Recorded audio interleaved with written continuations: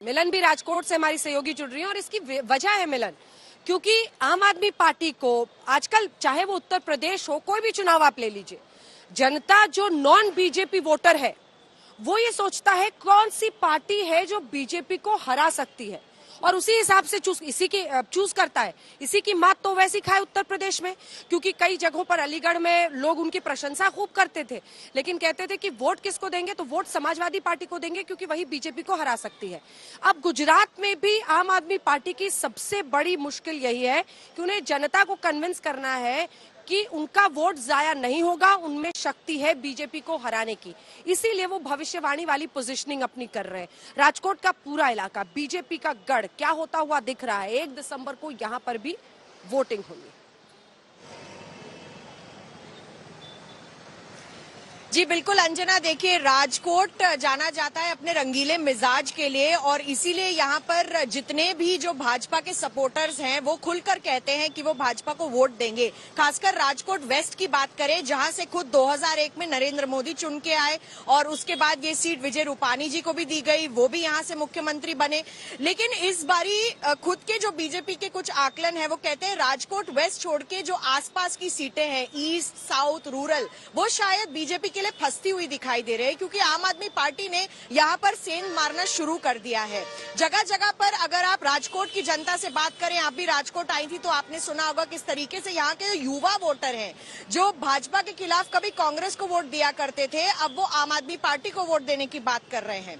Paper फूटना, यहाँ पर सौराष्ट्र की बहुत बड़ी यूनिवर्सिटी है, सौराष्ट्र का ये गढ़ माना जाता है राजकोट। सौराष्ट्र यूनिवर्सिटी के बच्चे कहते हैं कि यहाँ पर पेपर फूट जाते हैं और युवा को परिवर्तन चाहिए। जहाँ ये शब्द परिवर्तन सुन लेती है वहां पर आम आदमी पार्टी का नाम आ जाता है।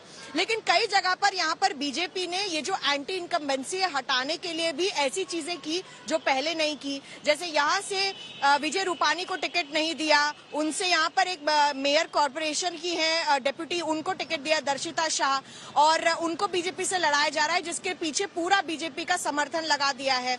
बात राजकोट की क्यों करें, बात जामनगर की भी करें। जामनगर से रेवाबा जाडेजा को लड़ाया जा रहा है, वहां के सबसे बड़े जो लीडर थे धर्मेंद्र सिंह जाडेजा, उनको नहीं लड़ाया। मैंने पार्टी कार्यकर्ताओं से बात की, उन्होंने कहा कि वो दुखी थे, लेकिन धर्मेंद्र जाडेजा ने खुद कह दिया पार्टी कार्यकर्ताओं कि भाई आपको सपोर्ट इनको देना है। तो और रूरल सौराष्ट्र में जहाँ की बात है, रूरल सौराष्ट्र में जब हम गए, आसपास के गांव में गए, कापस के किसानों से बात की, वो ये कह रहे हैं कि हाँ, आम आदमी पार्टी को कुछ लोग वोट जरूर देंगे, लेकिन वोट शेयर, वोट बांटने में आम आदमी पार्टी सफल रहेगी। इस बारी वोट शेयर आम आदमी पार्टी का जरूर बढ़ जाएगा। लेकिन कई क्षेत्र जो कांग्रेस के हैं, वाकानेर की सीट है मोरबी के पास, वहां से मोहम्मद पीरजादा पिछले 4 बारी से जीतते आए हैं, कांग्रेस का गढ़ माना जाता है। वहां पर सेंध लगाने के लिए भारतीय जनता पार्टी ने मुख्यमंत्री योगी आदित्यनाथ को भेजा।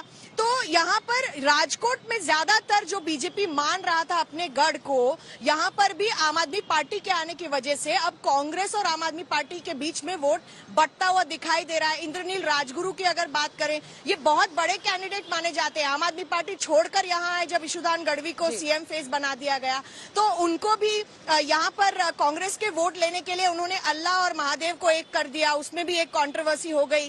तो ब्राह्मण कैंडिडेट कांग्रेस की सीट से खड़े जहाँ पर मुस्लिम समुदाय का वोट ज्यादा है। और अंजना, आपने भी देखा होगा कि पाटीदार जो है सौराष्ट्र में जो इन्फ्लुएंस विल्ड करता है, पाटीदार आज भी कंफ्यूज्ड है। हार्दिक पटेल बीजेपी में चले गए हैं, पाटीदार अभी भी थोड़े बहुत नाराज दिखाई देते हैं सौराष्ट्र में। अंजना। बिल्कुल बिल्कुल। अब चित्रा, जल्दी से एक सवाल आपसे, क्योंकि इस बार गुजरात की जनता के लिए बहुत कश्मकश है। यहाँ पर जो बीजेपी के वोटर हैं वो तो बीजेपी के समर्थक है। अभी मैं यहाँ से लाइव कर रही हूँ, 2-3 लोगों ने मुझे बोला कि पीएम प्रचार के लिए सूरत आए ना आए, हम तो उन्हीं को वोट देंगे। एक ने कहा मुझे कि मुझे मुफ्त नहीं चाहिए। लेकिन बावजूद इसके आम आदमी पार्टी की एंट्री ने चुनाव को इंटरेस्टिंग बना दिया है। अब बीजेपी लगातार, आम आदमी पार्टी कह रही है कि एजेंसियों को हमारे पीछे छोड़ दिया है। दिल्ली के तिहाड़ जेल की एक के बाद एक वीडियो सामने आ रहे हैं, उन पर आरोप लग रहा है। इधर कांग्रेस पार्टी को अपना गढ़ बनाना है, क्योंकि रूरल जो ग्रामीण सौराष्ट्र है उसके कुछ इलाकों में, आप पोरबंदर देख लीजिए, वहां पर अच्छी परफॉर्मेंस कुछ इलाकों में रहती है। सोमनाथ के भी कुछ इलाके हैं जहां पर अच्छी परफॉर्मेंस कांग्रेस पार्टी की रहती है, चाहे वो जातीय समीकरण की वजह से हो, कुछ भी हो।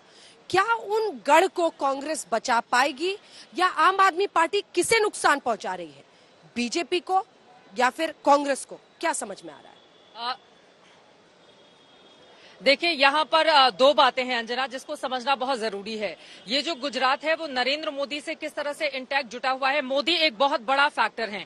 देखिए, महंगाई, बेरोजगारी, पर्चा फूटना, ये सारी चीजें हैं एक तरफ, और यकीनन विपक्षी दल उस मुद्दे को उठाते भी हैं, लेकिन नरेंद्र मोदी का चेहरा एक बहुत बड़ा फैक्टर है। और यहाँ की आधी आबादी, जिन महिलाओं का जिक्र हम नहीं कर रहे हैं, हालांकि ज्यादातर स्क्रीन पे इस वक्त हम महिलाएं ही नजर आ रहे हैं रिपोर्टिंग करते हुए, लेकिन महिला एक बहुत बड़ा फैक्टर है। और गुजरात के अलग अलग हिस्सों में जाकर वो महंगाई की बात करती है, वो गैस सिलेंडर की बात करती है, वो कहती है इतना महंगा हो गया। जब मैं पलटकर सवाल पूछती हूँ अच्छा वोट किसको देंगी, तो फिर वो नरेंद्र मोदी का नाम लेती हैं। ऐसे एक महिला नोटबंदी में उनको अपने सारे के सारे पैसे अपने पति को देने पड़े थे। रात भर वो रोई थी कि अब पति को देना पड़ेगा, फिर वो वापस मुझे नहीं देगा, वापस पैसे नहीं मिले। फिर वो कहती है मोदी जी तो लाकर पैसे देंगे मुझे नहीं। लेकिन जब मैं पूछती हूँ अच्छा वोट किसको जाएगा, तो वो कहती है नहीं नहीं, वोट तो मुझे मोदी को ही जाएगा। और फिर वो स्माइल करने लगती है। ऐसी बहुत बड़ी आबादी है इसी गुजरात की जो नरेंद्र मोदी के नाम पर वोट करने की बात कहती है, चाहे वो महिला हो, चाहे वो युवा हो, चाहे वो बाकी एक तबका हो। ऐसे में बीजेपी जैसी पार्टी को देखिए 27 सालों से वो पार्टी यहाँ पर है, लगातार उसका ग्राफ बढ़ा। 2017 का चूंकि पाटीदार आंदोलन था, इस बात को हमें नहीं भूलना चाहिए। हार्दिक पटेल एक बहुत बड़ा चेहरा, बीती रात ही मैंने उनका इंटरव्यू किया है। देखिए, वो अभी भारतीय जनता पार्टी की कमान थामे हुए हैं। ऐसे में बीजेपी को इन तमाम फैक्टर पर क्या आम आदमी पार्टी चुनौती? अंजना, जल्दी से एक और बात जिसका जिक्र करना बहुत जरूरी है। देखिए, बीजेपी अपने आप को क्यों कंफर्ट जोन में पा रही है इस बार के चुनाव में, उसका जिक्र करना बहुत जरूरी है। 21 ऐसी विधानसभा की सीटें हैं जहां पर हार और जीत का अंतर पिछली बार 3000 से कम था।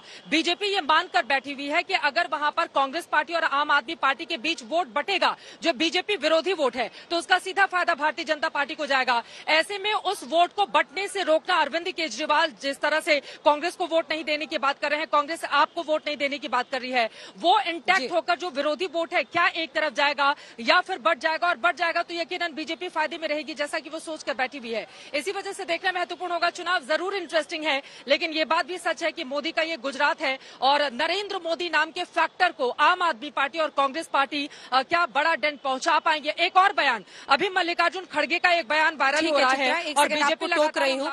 आइए आपको सुनाते हैं हेमंत बिस्वा शर्मा और मल्लिकार्जुन खड़गे दोनों किस तरह से चुनावी प्रचार में अब आखिरी वक्त में पहले फेज के किस तरह का टर्न। आपके जैसा आदमी जो आप हमेशा क्लेम करते हैं मैं गरीब हूं, मैं वो, हम भी गरीब है, हम तो गरीब से गरीब है, हम तो अछूतों में आते हैं।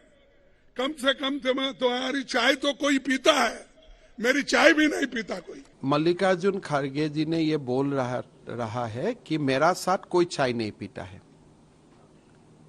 तो हो सकता है राहुल जी उनका साथ चाय नहीं पीता है अभी तक। हो सकता है कि कांग्रेस में अस्पृश्यता का प्रैक्टिस किया जाता है। तो खड़गे जी का यह बयान का बाद राहुल जी को एक ट्वीट करना चाहिए विथ ए पिक्चर बैकडेटेड कि वो और खड़गे जी एक साथ चाय पी रहा है।